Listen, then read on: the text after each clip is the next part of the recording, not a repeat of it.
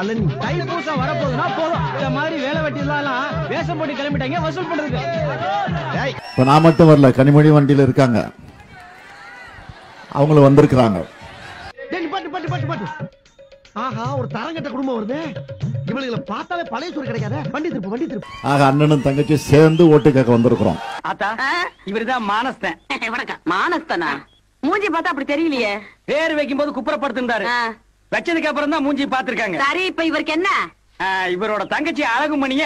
இவர் தங்கச்சி அழகு மணி. நான் நம்பணுமா?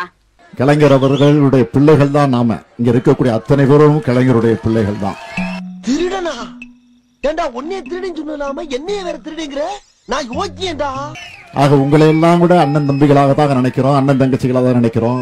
ராஜாக்கள் மாளிகையும் காணாத இன்பமடா, நாலுகால் மண்டபம் போல் நாங்கள் கொண்ட சொந்தமடா, ரோஜாவின் இதழ்களைப் போல் தீராத வாசமடா, ரோஜாவின் இதழ்களைப் போல் தீராத வாசமடா.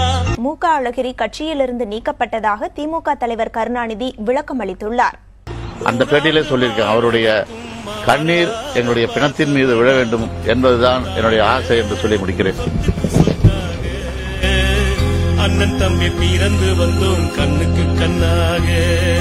கலைஞருடைய மகனாக இருக்கக்கூடிய ஸ்டாலினும் சொல்லுகிறேன், நானும் சொன்னதைத்தான் செய்தேன், சொல்வதைத்தான் செய்தேன்.